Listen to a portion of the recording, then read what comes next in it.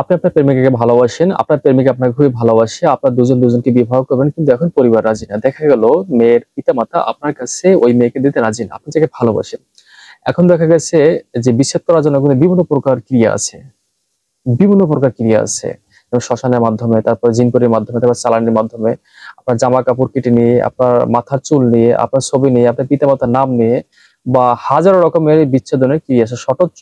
আহ কর্মের ভিতরে যে মারণ, বিচ্ছেদন, তারপরে বশীকরণ, তারপরে সম্মোহন, উচ্চাটন, এই যে বিচ্ছেদন ক্রিয়া আছে, এই বিচ্ছেদ ক্রিয়া কিন্তু হাজারো রকমের ভাবে হয়। দেখা গেল ছাগলের চামার রেখে দুই কবর মাঝখানে রেখে দিল, বিচ্ছেদ সৃষ্টি হয়ে গেল। দেখা গেল হাড়ির উপরে তারপর নকশা এঁকে মঙ্গলবার দিন রাতে পুড়িয়ে ফেলো, বিচ্ছেদ সৃষ্টি হয়ে গেল।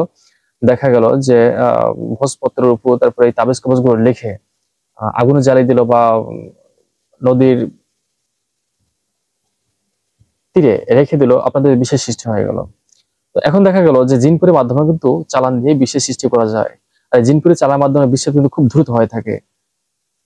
আর এটা মূলত নির্ভর করে তান্ত্রিকের ক্রিয়া কালাপের উপর। অর্থাৎ তান্ত্রিক যখন আপনাকে কুফরি কালাম গুলো করবে জিনপুরে চালানোর মাধ্যমে, তখন ওই জিনপুরকে যদি শক্তিশালী ভাবে বলে দেয় যে 3 দিনের ভিতরে বা 1 সপ্তাহের ভিতরে এই দুজনের মধ্যে বিশেষ সৃষ্টি করবে, দেখা গেলো এই মেয়েটা যেন ছেলেটাকে চোখে দেখতে না পারে। ছেলেটা ওর জায়গায় ঠিক থাকবে, কিন্তু মেয়েটা যেন কোনোভাবে ছেলেটাকে চোখে দেখতে না পারে, তাহলে দেখবেন ওই মেয়েটা কিন্তু ছেলেটাকে চোখে দেখতে পারবে না। এড়িয়ে ছিল, মাথা গরম হয়ে যাবে, মেজাজ প্রচন্ড গরম হয়ে যাবে, খাওয়া দাওয়া বন্ধ করে দিবে, ঠিক আছে, পড়ালেখায় মন বসবে না, ঘরের ভিতরে মন বসবে না, আজে বাজে জিনিস দেখতে ভালোবাসবে, ঠিক আছে, বাহিরে বেরিয়ে থাকতে ইচ্ছা করবে।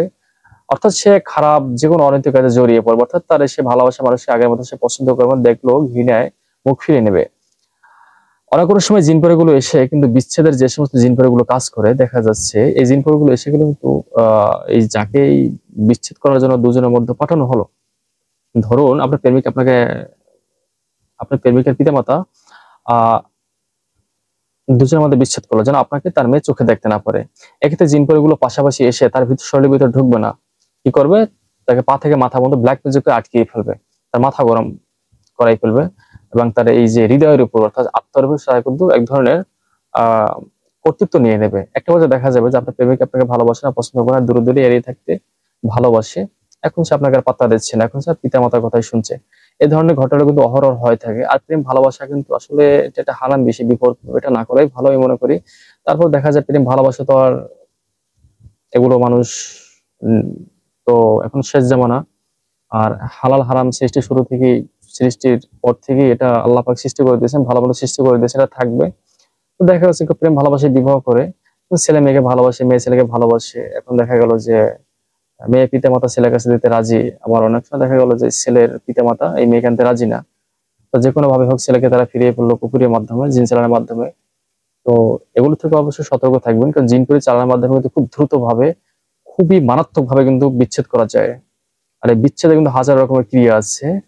তো সংক্ষেপে যতটুকু বলা যায় আর কি ততটুকু বলে দিলাম। যদি কোনো প্রকার সমস্যা থাকে বা কোনো প্রশ্ন থাকে অবশ্যই কমেন্ট বক্সে কমেন্ট করে জানাবেন, ইনশাল্লাহ আমি উত্তর দেওয়ার চেষ্টা করবো, সমাধান করার চেষ্টা করবো। ধন্যবাদ সবাই, ভালো থাকুন, সুস্থ থাকুন। আসসালামু আলাইকুম রহমতুল্লাহি ওয়া বারাকাতুহু।